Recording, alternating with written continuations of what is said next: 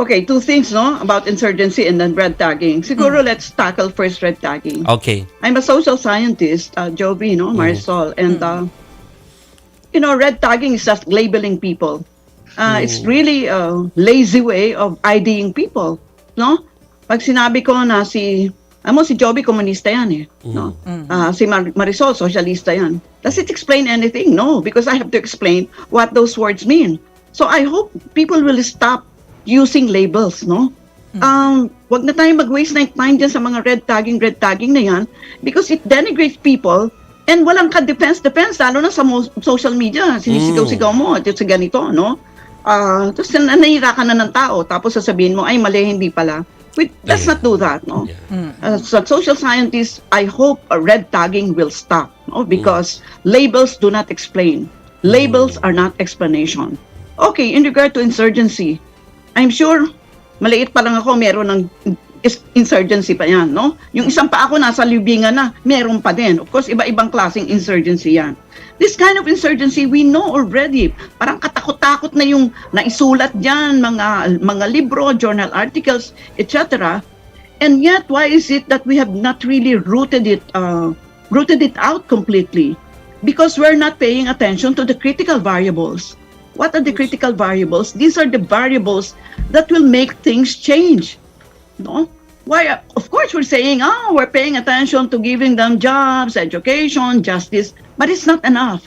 That means what we're doing is not enough. So I say, if the local peace councils are a success, let us continue doing it. Never mind whichever administration started it. No? Hilig-hilig kasi natin, ito, in-start kasi nung ganito. Wala naman niyang, a certain person doing this, Carlos doing that, etc. It's just a way of doing things, no?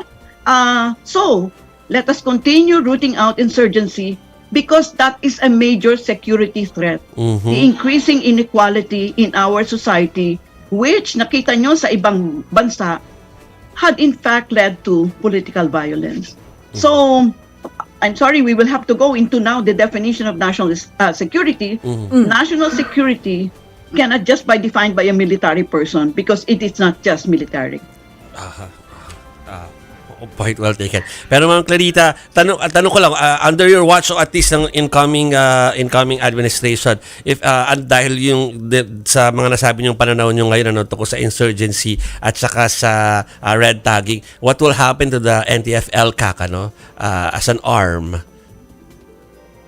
I think it is a legal personality, so unless Congress changes its mind, it will continue. And as far as I know, I have not dug up, Jovic, kung ano pa yung ano talagang nagagawa nito, no? So, again, to repeat, if you have successes, if local peace councils and paying attention to, the insurgents whose needs need to be paid attention to, then continue doing that, no? But minsan kasi, it's not sexy to talk about successes, di ba? Failures sell sell newspapers. We know all that already. Yeah. But unfortunately, minsan sa 100 meron kang 5 failures, yung 5 failure ang pinakikialaman mo, doon ka nili-laser light mo yung 5. Nalimutan mo 95 pala success. So siguro gusto ko din na ayusin yung narrative.